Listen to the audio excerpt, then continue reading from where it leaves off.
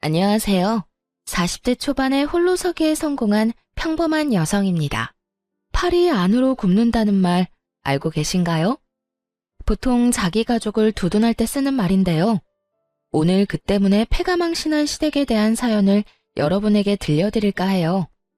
저는 아주 평범한 회사원이었고 남편도 괜찮은 회사를 다니던 맞벌이 부부였어요. 시댁에는 시부모와 시누이가 있었죠. 시누이는 늦둥이로 남편보다 10살가량 어렸어요. 그래서 시부와 남편은 시누가 해달라는 모든 걸 다 해줬죠. 연애할 때는 저보다 동생을 더 챙기는 듯한 모습에 여러 번 싸우기도 했어요. 그래도 시누를 아끼는 남편과 시부를 보며 좋은 감정을 가지려고 노력했어요. 그런데 사람 마음이 그렇게 되지 않더라고요. 알고 보니 시누가 상당히 영악한 아이였거든요. 저희가 결혼할 때만 해도 고등학생이던 신우는 결혼 3년 차에 대학생이 되었어요. 제가 사는 지역에 있는 대학에 입학했다고 하더라고요. 시댁에서 멀어서 자취 이야기가 나오고 있었어요. 극성스럽게도 남편과 시부는 신우가 혼자 살도록 놔두지를 못했어요. 여보, 동생 우리 집에서 대학 다니면 안 될까? 계속 있는 건 아니고 주말에는 본가에 보낼 거야. 다만 혼자 두려니까 요즘 너무 위험한 것 같아서. 어떻게 생각해? 당신만 허락하면 그렇게 하고 싶은데. 당시에 대학가 근처에 강력 범죄 사건이 많았거든요. 그래서 뚝 잘라 싫다고 말할 수는 없었어요. 그리고 어차피 결혼했으니 신우와 좀 더 잘 지내보자는 생각으로 알겠다고 말했죠. 아가씨, 우리 집에서 살더라도 내가 다 케어는 못 해줘. 그래도 괜찮으면 오라고 해. 아침 저녁 밥 차려주는 것 정도는 할 수 있고 빨래야 세탁기가 돌리니까 괜찮은데 다른 자잘한 부분은 신경 쓸 수 없을 것 같거든. 그래? 그거면 됐지. 밥 먹이고 빨래만 해주면 돼. 나머지는 동생도 이제 성인이니까 알아서 할 거야. 고마워 여보. 그럼 동생한테 그렇게 이야기한다. 우리 집이 안전하고 대학과 가깝기도 했고 그때는 아직 아이도 없어서 신우를 돌봐주기로 했죠. 평일에는 우리 집에서 주말엔 시댁에서 지낸다는 조건으로 함께하기로 했어요. 그렇게 남편, 저, 신우 이렇게 셋의 생활이 시작됐어요. 그런데 낙관적으로 생각했던 처음과 달리 점점 불미스러운 일이 벌어지지 뭐예요. 매달 경조사비 명목으로 50만 원씩 뽑아서 안방 화장대 안쪽에 넣어놨었거든요. 그런데 신우가 온 지 2달쯤 지났을 때부터 그 돈이 조금씩 주는 거예요. 처음에는 남편이 가져갔겠지 편하게 생각했어요. 그런데 남편은 가져가면 항상 그 다음날 바로 채워놓거든요. 그리고 돈을 가져가면 가져간다고 이야기를 꼭 해요. 돈이 계속 채워지지 않는 걸 보고 이거 뭔가 문제가 있구나 하는 생각이 들었죠. 꼭 돈만이 문제가 아니었어요. 명품 가방을 딱 하나 가지고 있었는데 특별한 날에만 사용하는 거였거든요. 당연하게도 굉장히 아껴서 들곤 했죠. 근데 친구 결혼식에 가려고 꺼냈더니 스크래치가 나고 오물이 묻어있는 거예요. 그렇게 썼을 리가 없어서 이상하다 싶었는데 웬걸 다음에 쓰려고 봤을 때 더 스크래치가 많아진 거 있죠? 그때 직감했죠. 지금 이 가방을 누가 나 몰래 쓰고 있구나 하고요. 여자 가방을 저 외에 쓸 사람이 이 집에 누가 있겠어요. 그래서 나를 잡고 신우와 남편이 있는 곳에서 말하기로 했어요. 아무래도 신우를 콕 집어서 경고하기는 좀 그래서 남편이 눈치채고 대신 말해주도록 빙빙 말을 돌렸죠. 여보, 화장대에 있는 돈 가져다 썼으면 나중에 꼭 채워 넣어줘. 요즘에 계속 돈이 비더라. 거의 2, 30만 원씩 비던데? 당신 요즘 무슨 문제 있는 건 아니지? 돈이 빈다고? 내가 가져간 거 아닌데? 나는 가져가면 그 다음날에 바로 채워놓잖아. 당신이 착각한 거 아니야? 내가 돈 갖다 놓는데 착각할 일이 없지. 지금 5달째 2, 30만 원씩 계속 비었어. 그러면서 슬쩍 신우를 봤는데 아무 말 못하고 은근슬쩍 자리를 뜨려고 하더군요. 이 와중에 남편 놈은 그게 신우 짓이라는 것을 아예 생각도 못하고 있었고요. 미련하게 왜 생각을 못하는 걸까요? 이 집에는 셋뿐이고 신우 들어오기 전에는 돈이 없어진 적도 없었는데 아니면 그만큼 신우를 믿는 걸까요? 몰래 자리를 뜨려는 신우에게 말했죠. 그리고 아가씨도 오빠한테 가방 하나 사달라고 하세요. 몰래 제 가방 가져가서 쓰지 말고요. 그 말에 신우가 딱 잡아떼더군요. 아니에요. 제가 왜 언니 가방을 가져가요? 증거 있어요? 증거는 차고 넘쳤지만 일단 이야기는 안 했어요. 그것까지 다 말하면 이 관계가 아예 끝날 것 같아서요. 대신 신우에게 말했죠. 제가 모르는 영수증이 가방에서 나왔는데 그게 무슨 뜻이겠어요? 다른 사람이 썼다는 거잖아요. 마땅한 증거가 없다고 생각했는지 신우가 당당하게 대꾸하더군요. 그랬다고 제가 가져갔다고 확신하는 건 뭐예요? 저 의심하고 있는 것 자체가 진짜 열받거든요? 당신 지금 뭐 하는 거야? 왜 애를 잡아? 내 동생이 그랬다는 증거도 없으면서 왜 그런 식으로 말을 해? 증거가 왜 없어? 그럼 누군가가 몰래 가방을 썼는데 네가 썼어? 여기 영수증의 화장품 가게 네가 간 거야? 당신이 예전에 쓴 거겠지. 최근 날짜거든? 당신도 알잖아. 내가 그 가방 특별한 날에만 드는 거. 아님 진짜 네가 가져갔던 거야? 너 바람 피우니? 어떤 여자한테 화장품 사줬는데? 본인이 궁지에 몰리자 남편이 그러더군요. 그래, 얘가 좀 썼다고 쳐. 그래도 훔쳐간 것도 아니고 다시 가져왔잖아. 예쁜 가방 들고 싶어서 애가 좀 쓸 수도 있지. 당신이 가져가지 말라고 한 것도 아니잖아. 지금 그걸 말이라고 해? 남의 물건에 손대는 건 엄연히 나쁜 짓이야. 그리고 당신이 왜 화내는 건데? 앞으로 그러지 말라 하고 끝내면 될 일을 왜 나한테 책임 전가를 하냐고. 그럼 네가 소중히 여기는 시계 내가 멋대로 쓰고 다 부순 다음 가져와도 돼? 그래도 내 탓 안 할 수 있냐고. 말이 되는 소리를 해야지. 이번 일로 절실하게 느꼈어. 더는 아가씨 우리 집에서 지내게 못하겠어. 그러니까 아버님한테 근처에 자취방 하나 잡아달라고 말해. 너 진짜 이기적이다. 차갑고 정도 없어. 어떻게 내 동생을 내보내라는 말을 해? 이 집이 네 집이야?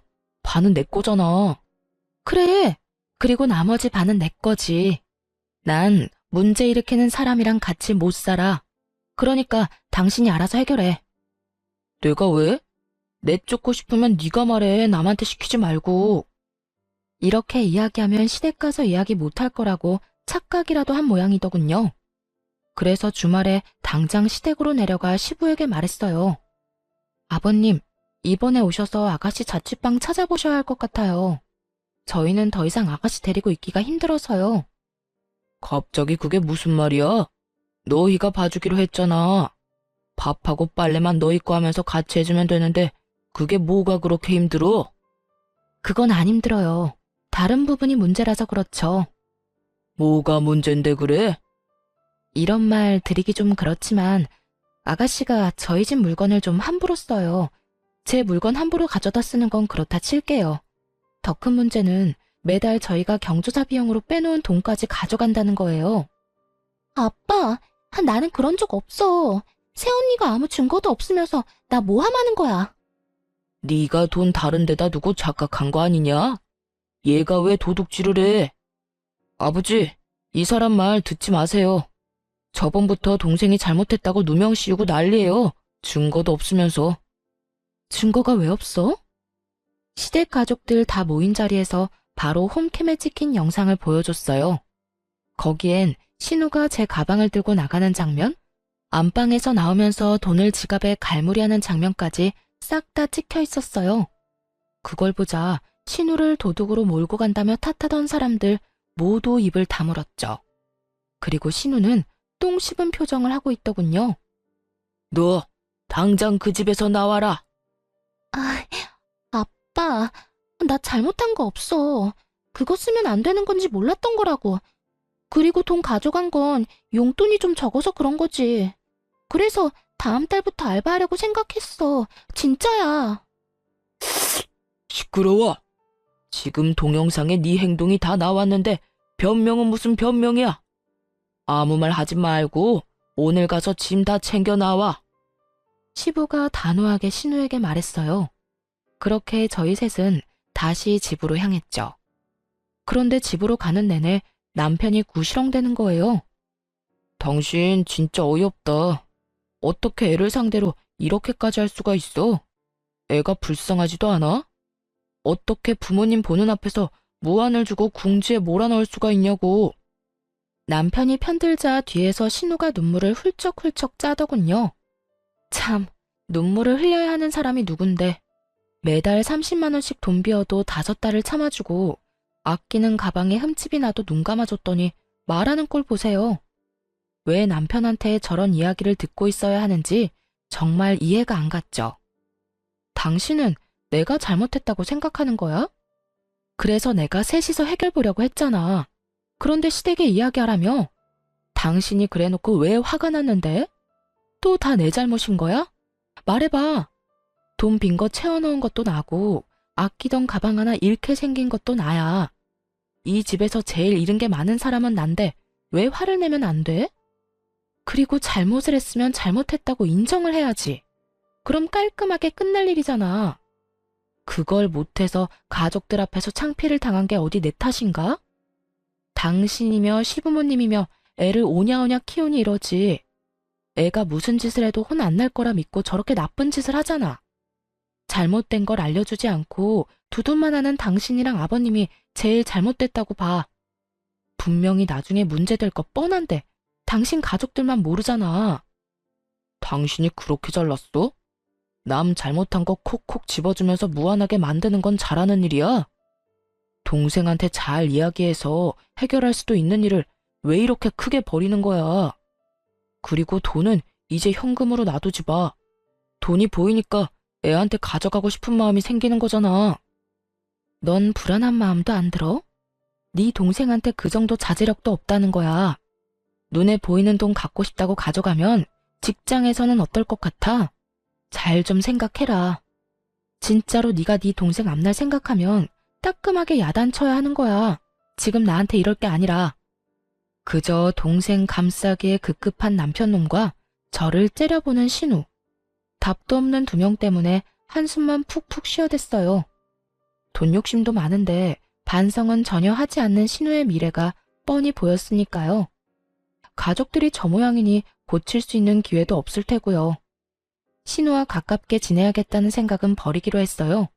마침 그 생각에 신우가 확신을 주더군요. 집에서 짐을 챙겨 나간 뒤부터 장문의 문자를 보내기 시작했거든요. 언니가 무슨 자격으로 나를 내쫓아요? 거기는 우리 오빠 집이에요. 나는 함정에 당한 거라고요. 왜 카메라를 달아놓고 이야기 안 했어요? 나 골탕 먹이려고 그런 거죠? 그게 있다고 들었으면 그런 식으로 돈 빌려가려고는 안 했을 거예요. 이런 식의 어이없는 말들이었죠. 당연히 그 뒤에는 제 욕도 덧붙여져 있었고요. 새언니라고 부르기도 역겨워서 이제는 아줌마라고 부를게요. 아줌마, 저 아줌마 절대로 용서 못해요. 우리 오빠랑 헤어지도록 만들 거예요. 그리고 이런 식으로 신우 골탕 먹이는 거 아줌마네 엄마도 알아요?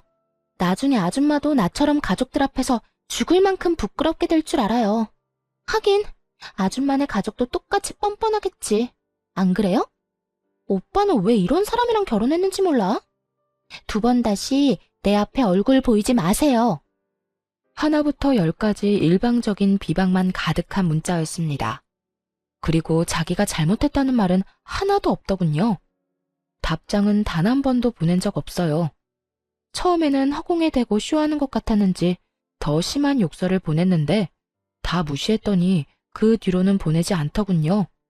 대신 그 문자와 전화 내용을 고스란히 저장해뒀어요. 언젠가는 쓰일 거라는 생각이 들었거든요. 그렇게 신우와는 사이가 멀어졌어요. 동시에 시부모와도 서먹해졌죠. 그분들은 어른인 제가 신우를 감싸주지 못했다며 탓하고 싶었던 모양이에요. 신우가 잘못했다는 걸 뻔히 알면서도 말이에요. 하지만 실제로 피해를 입은 건 이쪽이니까 뭐라 말은 못하더군요. 쪼잔하게 행동과 표정으로 탐탁치 않아 한다는 걸 보여줄 뿐이었죠. 그리고 신우는 대학 2학년 때 중퇴를 했어요. 본인 말로는 취직이 됐다며 서울로 향했는데 딱히 큰 기대는 하지 않았어요. 잘 다니던 대학을 그만두면서까지 갈 직장이 대체 어디라고요? 남편과 시부만이 좋은 곳에 갔을 거라며 좋아하더군요. 그런데 신우가 직장에 취직한 후 180도로 달라진 모습으로 연락을 해오더군요. 한껏 나를 세우며 얼굴 보이지 말라던 건 까맣게 잊고 말이죠. 언니, 잘 지내요? 요즘 많이 바쁘죠? 제가 취직한 건 알고 있죠? 사실은 오빠한테도 곧 말할 건데 투자와 관련된 회사에 취직을 했어요. 그래서 짜투리 돈이라도 있으면 저희 쪽으로 투자하라고 연락한 거예요.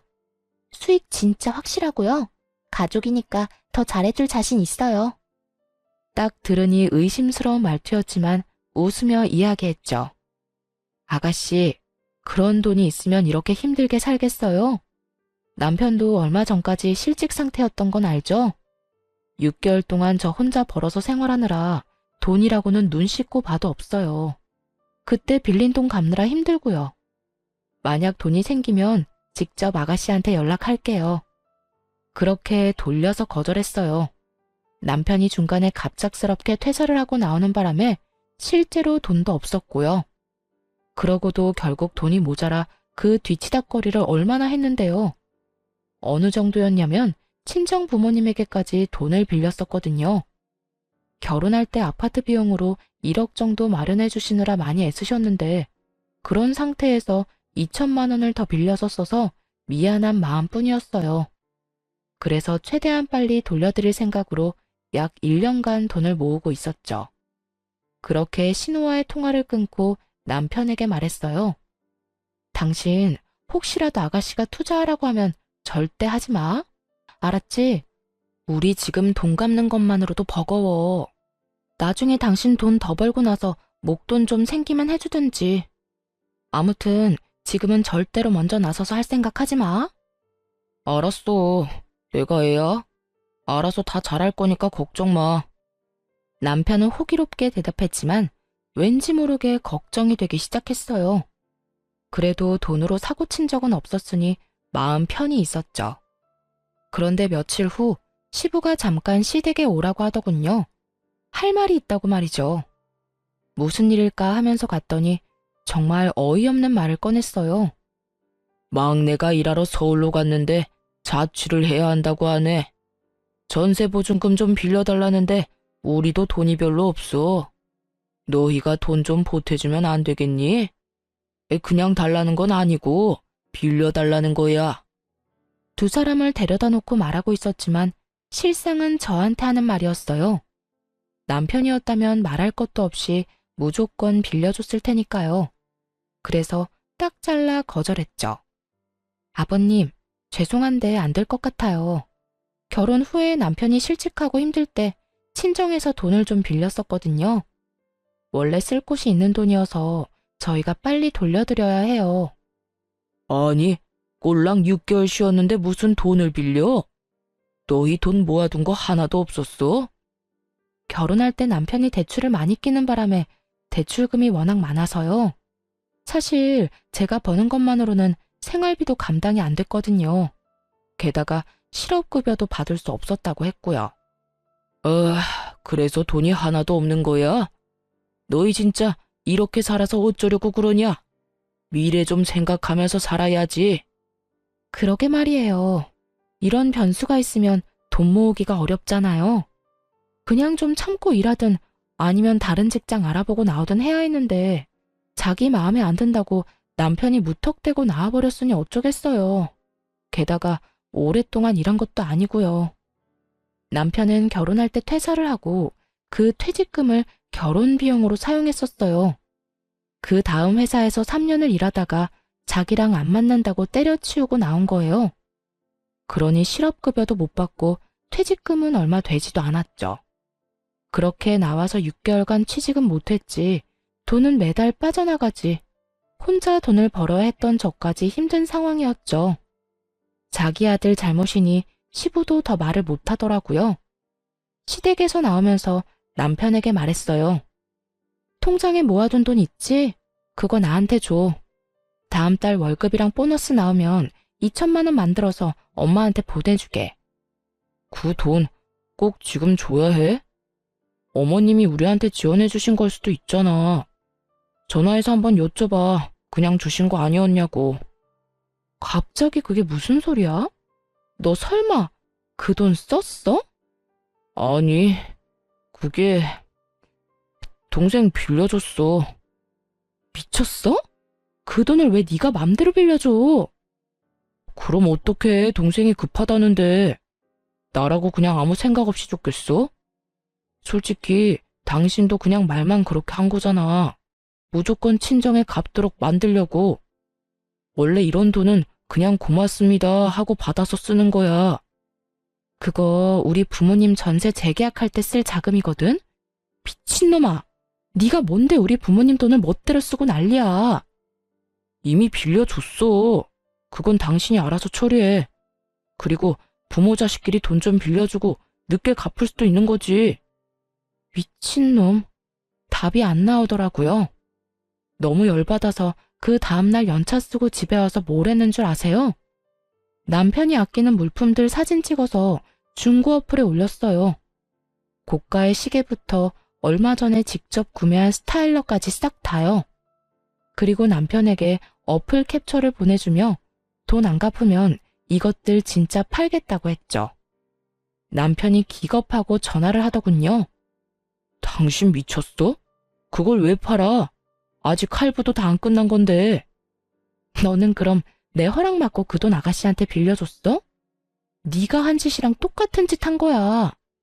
당장 돈 가져와. 안 그러면 지금 여기 세워져 있는 당신 차도 팔아버릴 테니까. 아니, 동생한테 돈 좀 빌려줄 수도 있지. 다른 데 쓰는 거 아니고 전세 보증금이라잖아. 사람이 왜 이렇게 못났어? 그럼 당신은 우리 엄마 아빠 책임질 거야? 전세 재계약 못해서 길거리에 나앉으면 책임질 거냐고. 이쪽도 생계가 걸린 문제야. 아가씨 도와줄 돈 없으면 대출을 받든가 하지. 왜 친정돈을 건드리는 건데? 내가 책임지면 되잖아. 거짓말인 거 다 알아. 전세 계약금을 누가 2천만 원이나 올려받아? 장인 장모가 그 집에서 얼마나 사셨는데 말이 되는 소리를 해야지. 네가 친정에 돈 갚아주고 싶어서 그러는 거지? 네가 책임진다고? 그래, 그렇게 되면 책임진다고. 그러니까 내 물건들 팔 생각 절대 하지 마. 어쨌든 돈은 절대 못 돌려준다 이 말이지? 대신에 책임진다고. 뻔뻔한 남편의 말에 너무 열받았어요. 책임지겠다? 말은 누가 못해요. 그래서 친정 부모님한테 우리 집으로 들어오시라고 했어요. 전세 재계약 기간이 2달 정도 남긴 했는데 그 전에 돈을 돌려받아야 하잖아요. 부모님이 집으로 오시니 남편놈 얼굴이 가관이더군요. 당장 들어오실 줄은 생각도 못했던 것 같더라고요. 책임진다며. 앞으로 2달 안에 돈 안 주면 이렇게 계속 살 거야. 얼굴 좀 보고 익숙해지라고 부모님 불렀어. 아이고, 이서방. 잘 부탁하네. 빌려간 돈만 돌려주면 우린 다시 돌아갈 거니까 너무 걱정 말고. 자네가 어련히 다 알아서 잘하겠지. 그렇지 않은가? 친정아버지 말에 남편놈이 열받아서 저를 끌고 밖으로 나가더군요. 당신 미쳤어? 장모님이랑 장인어른을 여기 데려오면 어떡해? 책임진다며. 돈 안 갚는 대신에 책임진 데서 모셨어. 당신 말대로 했는데 뭐가 문제야? 아, 당신 진짜 너무한다. 동생한테 빌려준 게 그렇게 고가웠어? 이해해줄 때도 됐잖아. 난 이해 못하겠으니까 혼자서나 이해하시고요. 돈이나 다시 달라고 해. 허락도 없이 남의 돈으로 선심 쓴 주제에. 돈 넘지 마. 너 이 돈 받아가면 우리 이혼이야. 아무리 그래도 이건 좀 아니지. 나도 여태 많이 참았어. 네가 내 욕하고 우리 집 무시한 거 모를 줄 알았어? 이미 동생한테 이야기 다 들었거든. 그나마 당신이 우리의 엄마라서 여태 참았던 것뿐이야. 맹세코 신우에게 그런 이야기를 한 적 없어요. 솔직히 하고 싶은 말은 너무도 많았지만 참은 거죠. 남편 욕이 제 얼굴에 침 뱉는 것밖에 안 된다는 걸 아니까요. 그래서 친구나 가족한테 말도 못하고 끙끙 앓을 수밖에 없었어요. 게다가 사이가 나빠서 연락도 안 했던 신우한테 그런 이야기를 했다? 신우 연락은 무시하면 무시했지 누가 붙잡고 미주알 고주알 이야기한대요? 그러고 싶은 마음조차 없었는데 이런 말을 들었다 하니 참 웃긴 일이었죠. 신우가 없는 말 만들어가며 이간질 시킨 게 분명해 보였어요. 한창 욕이 가득한 문자 보내던 때 이혼시키겠다고 으름장을 놓았었잖아요. 그런데 그게 오해라고 남편 놈을 설득시키고 싶은 마음이 없어졌어요. 오히려 제 쪽에서 이혼 이야기를 꺼내고 싶었거든요.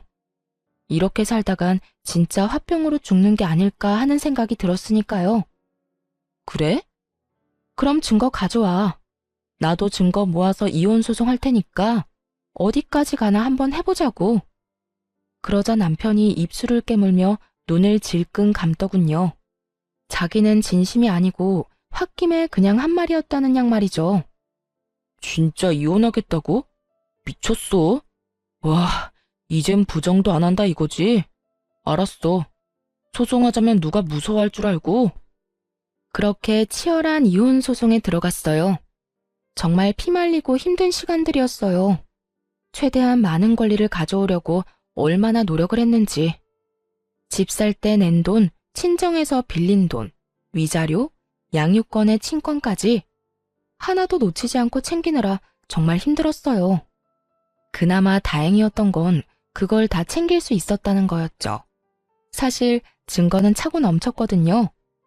신우가 저를 무시하고 욕한 문자는 수두룩했지만 제가 시댁을 욕하고 무시했다는 문자는 전혀 없었으니까요. 하지도 않은 일에 증거가 있을 수는 없었으니 당연한 결과였죠. 그렇게 남편과는 깨끗하게 이혼했어요. 받아낸 돈과 친정 전세금을 합쳐서 도시 외곽에 전원주택을 사서 들어갔어요. 아이는 부모님과 함께 키우며 제가 버는 돈의 반을 들여 생활했고요. 혼자 벌어서 네 사람이 먹고 살아야 하지만 그럭저럭 살만했어요. 부모님 앞으로 나오는 연금도 있었고 집 대출금도 없었으니까요. 또 부모님이 애를 봐주니 야근을 할 수 있게 돼서 야근 수당도 톡톡히 챙겼죠. 부모님에게는 항상 죄송한 마음이었어요. 대신 그만큼 잘해드리려고 함께 여행도 자주 가고 맛있는 식사도 대접해드렸죠. 오히려 남편과 있을 때보다 더 마음 편하게 살 수 있게 됐어요. 그런데 이혼 후 몇 달이 지난 어느 날 회사 앞에 전신우가 찾아왔더군요. 떡하니 앞에서 기다리는 모습을 보고 당황했어요. 저한테 관심이 없어서 어디에서 일하는지도 모를 줄 알았거든요. 전신우 얼굴 보자마자 전 남편에게 문자를 보냈죠. 우리 회사 앞에 신우 와 있다고 무슨 일로 왔는지 아냐고 말이죠. 솔직히 제 얼굴을 보러 왔다고 생각하지는 않았어요. 지나가는 길에 우연히 마주치기도 싫은 사이니까요. 그런데 눈이 마주치자 전신우가 다가와 인사를 하더군요. 오랜만이에요. 잠깐 이야기할 수 있어요? 그렇게 말하며 회사 근처 카페로 가자고 했어요. 카페 안으로 들어가자 전 남편에게 전화가 오더군요. 왠지 찜찜해 전화를 받아서 대답은 하지 않고 휴대전화를 탁자 위에 올려뒀어요. 그러자 전신우가 먼저 말을 꺼냈어요. 언니, 이혼하니까 어때요? 혼자서 애 키우면서 돈 버니까 힘들죠? 그런 말 하려고 나 불렀니? 그건 아니고 오빠가 제 부탁 들어줘서 이혼한 거 혹시 알고 있어요? 언니도 어지간히 오빠한테 밉보였었나 봐요. 언니가 오빠랑 부모님 욕했다고 몇 마디 하니까 금방 화내면서 넘어오던데. 오빠도 평소에 얼마나 대접 못 받았으면 홀라당 넘어가서 이혼하자고 했나 싶네요. 사실 제가 한마디만 더 하면 오빠 마음 다시 바꿀 수 있어요. 저 때문에 이혼까지 바로 한 거잖아요. 아무리 봐도 지금 언니 힘들게 지내는 것 같은데 오빠랑 다시 잘해보고 싶으면 나한테 돈 좀 줘요. 그럼 우리 오빠랑 재회하도록 해줄게요. 그때 그 일이 오해였다고 하면 오빠도 마음 돌리지 않겠어요? 그 이야기 듣는데 헛웃음이 다 나오더군요. 뭐? 오빠랑 다시 살게 해줘? 맞아. 우리가 이혼한 건 너 때문이긴 하지. 근데 네가 한마디 했다고 헤어진 건 아니야. 네가 우리 사이 이간질하는 거짓말 했을 때도 이미 알고 있었어. 오해라고 말할 수 있었는데 안 했다고. 이혼은 내가 더 하고 싶었거든. 그리고 내 안에 네 오빠에 대한 마음 같은 건 이제 하나도 없거든? 진짜 새끼 손톱만큼도 남은 게 없어. 나한테 와서 이렇게까지 말할 정도면 너도 어지간히 돈이 급하긴 했구나. 근데 어쩌지? 돈 빌려줄 생각 전혀 없어. 그러니까 구걸하고 싶으면 다른 데서 해. 그렇게 말하자 전신우가 눈에 불을 켜고 달려들더군요. 구걸? 내가 왜 구걸을 해요? 나는 단지 언니랑 오빠를 다시 이어주고 수고비로 좀 받으려고 한 것뿐인데. 누가 이어지고 싶댔니? 그리고 너 아직도 무슨 투자회사라는 곳에서 일해? 그때 엄청 좋은 데로 가지 않았어? 네 말대로 투자해서 돈 많이 벌었을 텐데 이건 무슨 상황이야? 할 일도 없이 이혼한 오빠 전처 찾아와서 어이없는 말이나 하고 뭐 하는 거냐고. 그건 언니가 상관할 일이 아니죠. 지금 나보다 언니가 더 급한 거 아니에요? 내가 얼마나 돈 많이 버는지는 알아요? 아무것도 모르면서 입 놀리지 마요. 그래. 그런데 나한테까지 와서 돈 달라고 하는 거 보니까 다 알겠네. 어디 또 무슨 이상한 다단계 회사에 걸렸겠지. 지금 본전도 못 찾고 넣기만 하고 있나 봐. 더 이상 할 말 없지? 그 말을 하며 탁자에 놓여있던 핸드폰에다 말했어요. 당장 네 동생 데리고 가. 말도 안 되는 얘기 늘어놓는 거 당신도 들었을 거 아냐. 그 말을 하자마자 카페 문이 열리면서 전 남편과 전 시부가 들어오더군요. 아까 문자로 장소도 함께 보냈는데 이렇게 일찍 도착한 걸 보면 바로 여기로 향한 모양이었어요. 그런데 두 사람 몰골이 참 상거지가 따로 없더군요. 전 시부와 전 남편을 보더니 전 신우가 황급히 일어나 도망치려고 했어요. 그러자 전 시부가 달려가 전 신우를 붙잡았어요. 야, 너 왜 여기 와서 이러고 있어? 당장 집에 가. 지금 여기서 이럴 때가 아니야. 돈 어떻게 된 거야, 응? 우리가 너한테 투자하라고 준 돈 말이다. 진짜로 너 다단계에 돈 넣었어? 전 시부가 전 신우에게 윽박 지르는 거 처음 봤어요.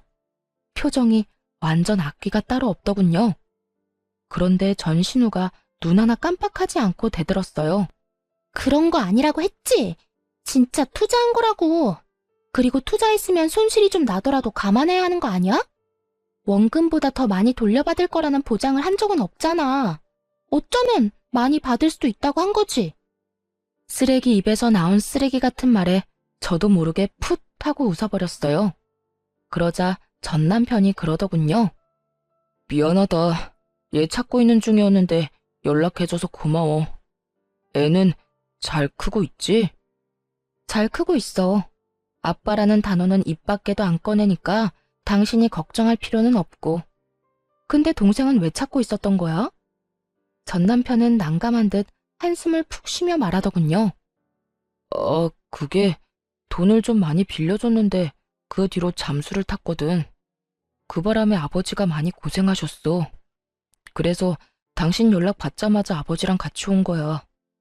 그런데 나 궁금한 게 하나 있는데 당신 동생이 나랑 당신 사이 이간질한 거 알고 있었다며. 그런데도 왜 나랑 이혼한 거야? 그걸 몰라서 물어? 동생 자취해야 한다고 우리 집에 줘야 할 돈을 멋대로 동생한테 줘버렸잖아. 당신이 나 몰래 돈 빼돌려서 쓸 사람이 아닌데 말이야. 당신 가족 모두 당신 동생한테 간이며 쓸개며 다 빼줄 것처럼 구는데 딱 봐도 조만간 집 망하겠구나 싶었지. 게다가 신우가 우리 집에서 벌인 일도 있었고. 나는 신우를 못 믿었고 당신은 신우를 너무 믿었던 거야. 그 거리를 도저히 메울 수가 없겠더라고. 게다가 신우가 돈 좀 빌려달라고 투자하라고 말할 때부터 불안했어. 사이가 안 좋은 나한테도 그러니까 욕심이 많구나 하는 생각도 들었고. 당신이 그게 오해였다고 한마디라도 말했으면 난 이혼 안 했을 거야. 전 남편이 한껏 억울한 듯 소리를 지르며 말하더군요. 그의 힘껏 고개를 저으며 말해줬죠. 아니, 넌 분명히 내 말 못 믿고 동생 말 믿었을걸? 먼저 마음을 닫은 쪽은 너야. 그래서 나도 이혼 이야기 나왔을 때 굳이 오해를 정정 안 한 거고. 네가 나를 못 믿는데 왜 내가 그런 이야기를 해줘야 해? 그럴 필요 못 느꼈어. 그걸로 답이 됐어? 돈을 얼마나 뜯겼는지는 모르겠지만 왜 내 탓을 하는지 모르겠어. 그리고 처음에 이야기했지. 당신 동생이 뭐라고 하든 투자 같은 거 하지 말라고 신신당부를 했잖아. 그때 뭘 했어? 알아서 한다고 그랬어, 안 그랬어? 그래서 이 꼴이 난 거야? 대체 얼마나 뜯어갔길래 두 남자가 여자애 하나 붙잡으려고 뛰어왔을까 싶네. 그래, 내 탓이지. 당신 말 믿고 동생 멀리 했으면 이런 일 없었을 텐데. 나 사실 당신이랑 이혼하고 나서 집 판 돈 동생한테 다 투자했어. 아버지도 있는 돈 없는 돈 다 끌어서 투자하고. 처음에는 이자람에 얼마씩 주더니 3달 뒤에 연락 뚝 끊고 사라지잖아. 우리가 얼마나 놀랐는지 알아? 나중에 알았어. 동생이 다단계에 빠져서 거기 돈 다 집어넣고 있던 거. 게다가 한두 명이 당한 것도 아니야. 동생 지인들도 다 넣었는지 매일같이 우리 집 앞에 와서 난리야. 돈 내놓으라고. 뭐 돈이 있어야 주지. 우리도 동생한테 다 뜯겼는데. 들어보니 참 딱한 사정이긴 하더라고요. 전신우는 아직도 그게 다단계가 아니라고 오히려 통장에 더 넣어야 한다며 돈을 모으고 있는 상황이라고 하더군요. 통장이 있다는 것도 그 다단계 회사의 주장일 뿐이래요. 수익도 마찬가지로 거기서 주장하는 것일 뿐이랍니다. 어차피 출금이 불가능한 돈이라서 자기 손에는 한 푼도 안 남는다는데 그걸 알고도 모른 척 하는 건지 진짜 모르는 건지 모르겠어요. 집을 풍비박산 내놓고도 정신을 못 차린 것 같았죠. 그렇게 전 시부와 전 남편은 돈만 넣고 있다가 전 신우가 사라지니 깜짝 놀랐겠죠. 혹시라도 돈 떼먹고 도망갈까봐 급히 신우를 찾아다녔던 거라고 하더군요. 뭐 세간살이 팔아서 다단계에 돈 집어넣었다고 하면 이미 볼장 다 본 거죠. 전 남편이 그러더군요. 당신은 다 알면서 혼자만 빠져나간 거였어. 한마디라도 해줬으면. 해줬더라도 그게 네 귀에 들어갔겠어? 내 욕만 한 바가지 했겠지. 내가 그랬지? 동생이 나쁜 길로 가는 것 같으면 따끔하게 혼내야 한다고. 그래야 그런 짓 2번 다시는 못한다고. 그런데 오냐오냐만 하고 있으니 이 난리가 나지. 가족, 지인들 돈 빌려서 다단계에 투자하는 게 나쁜 건지 좋은 건지도 모르고. 너랑 네 부모님이 애를 이렇게 만든 거니 남 탓하지 마. 어차피 그때 넌 절대 내 말 안 들었을 거야. 나도 그걸 아니까 이혼한 거고. 결혼도 이혼도 타이밍이야. 지금 와서 후회해봤자 아무짝에도 쓸모없거든? 참 웃기지도 않더라고요. 왜 남 탓을 하는지? 본인이 눈, 귀 다 막아놓고 이제 와서 왜 너만 빠져나갔냐? 라고 하냔 말이에요. 저도 편하게 빠져나간 건 아니잖아요. 실컷 시댁에서 욕먹고 가진 거라도 지키려고 악착같이 애쓰면서 벗어났는데 엄청 편하게 살다가 이기적으로 혼자서만 빠져나간 것처럼 말하다뇨. 하여튼 가해자들은 절대로 모르는 법이에요. 자기들이 얼마나 잔인했는지, 얼마나 맹목적으로 사람을 괴롭혔는지 말이죠. 그때 전 신우와 전 시부 쪽에서도 엄청 큰 소리가 들려왔습니다. 이거사, 내가 너를 어떻게 키웠는데 이렇게 배신을 해? 그 돈이 어떤 돈인지 알아? 이 아버지가 평생을 바쳐서 모은 돈이야. 그걸 홀라당 다단계에 다 갖다 바치면 어떻게 해? 이제 나한테, 아니, 너한테도 남은 거 없어. 왜 남은 게 없어? 지금 당장 출금 안 되는 것 뿐이라니까. 그리고 이미 넣은 돈으로 이렇게 호들갑 좀 떨지 마. 돈 나오면 준다니까. 그 돈이 언제 나올 줄 알고. 그리고 네가 또 돈을 넣으려니 하는 말 아니냐? 이제 그만해라. 이제라도 다 포기하고 네 인생 살아. 한 달 일하고 월급 받으면서 평범하게 돈 벌어. 너 이런 식으로 하다간 진짜 끝장이야. 그렇게 벌어서 언제 돈을 모아. 힘들게 일해서 푼돈 버는 거 난 못해. 아빠나 오빠나 그렇게 하든지. 쉬운 방법이 있는데 왜 어려운 길로 가? 그리고 나 돈 많다고. 내 계좌에 얼마나 많이 들었는지 보여줄까? 전신우는 절대로 그게 다단계가 아니라고 생각하는 것 같더라고요. 하긴 다단계에 빠진 사람이 쉽게 인정하지는 않겠죠. 사이트 터지고 피해자들이 여기저기 나타나면 그제야 당했다는 걸 알 테니까요. 그 전에는 아무리 주변 사람들이 이야기해줘도 안 믿는데요. 그저 돈 잘 버는 자기를 시기해서 하는 말이라고만 생각한다고 하더라고요. 그렇지만 전신우는 피해자인 동시에 가해자잖아요. 그러니 주변에서 아무리 말해도 듣지 않는 거겠죠. 죽었다 깨어나도 자기가 잘못했다는 걸 인정하고 싶지 않을 테니까요. 그렇게 돈이 많으면서 왜 사람들 만나서 돈을 빌려 이거 사? 그거 다단계야. 돈 절대 못 받는 거. 대학까지 가서 공부한 애가 왜 그걸 몰라? 중졸인 이 아빠도 아는 사실을. 너 지금 여기 와서 이럴 상황 아니야. 우리 집에 빚쟁이들이 얼마나 많이 찾아왔는지 알아?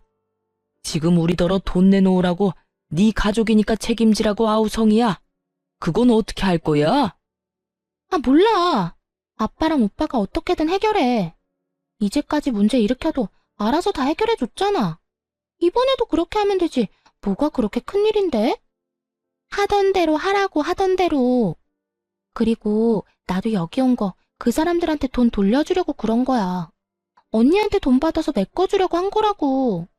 근데 오빠는 도대체 뭘 어떻게 했길래 이렇게 정이 뚝 떨어지도록 만든 건데? 언니한테 뭐 여지라도 남겨놨어야 이용을 하든 말든 하지.